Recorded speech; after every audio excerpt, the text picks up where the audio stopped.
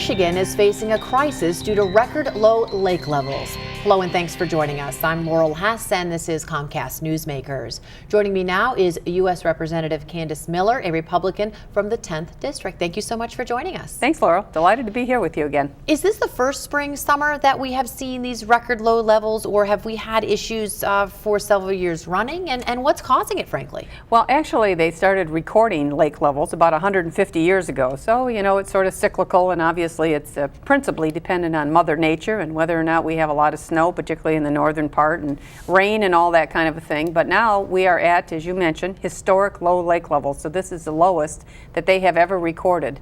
And a lot of impact by that. Certainly the impact of the ability for boats to get into different harbors all across the state of Michigan and the entire Great Lakes Basin.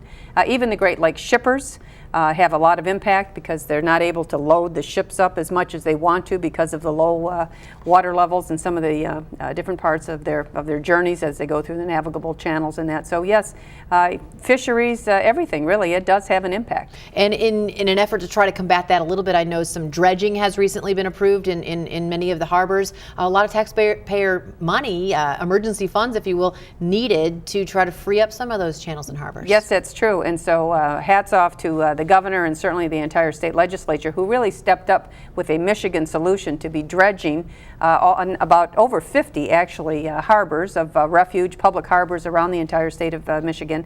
And I'll tell you, these little harbors, whether you think of things, places like Lexington or Port Sanilac or, you know, up in the city of Mackinac, what have you, it has tremendous economic impact on the little town. So that's a very important thing. But one thing I wanted to mention about the low lake levels, even though I said it really is principally because of Mother Nature, there's still some diversion of the Great Lakes water, which is happening through the Chicago Drainage Canal, which was built well over 100 years ago, but they are under a consent decree that allows the state of Illinois to divert about 3,200 cubic feet per second of Great Lakes water.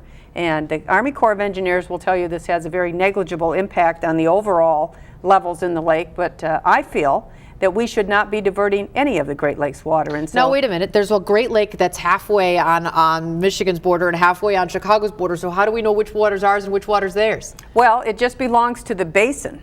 It belongs to the Great Lakes Basin. And the thing is, once the water leaves the Great Lakes Basin, it never comes back again. And what is happening to this water diversion is it is shipped up what they call the Chicago Sanitary Canal and then right down the Mississippi. And of course, they've also been experiencing some drought and different things, and their barges need more water.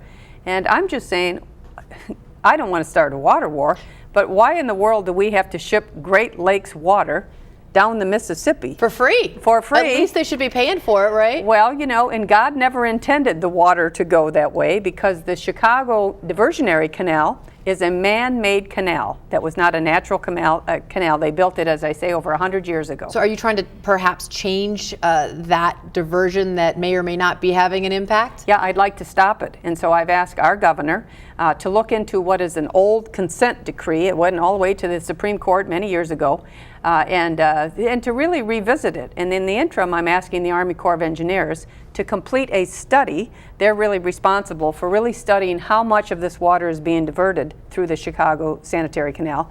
And in fact, several years ago, they found that the state of Illinois was actually taking more water than they should have under the consent decree. So I hope it's looked into by the governor, and we need to protect our Great Lakes water. All right, you go get them. Thank you so much for joining us. Thanks, Laurel. Today's Comcast Newsmaker was U.S. Representative Candice Miller.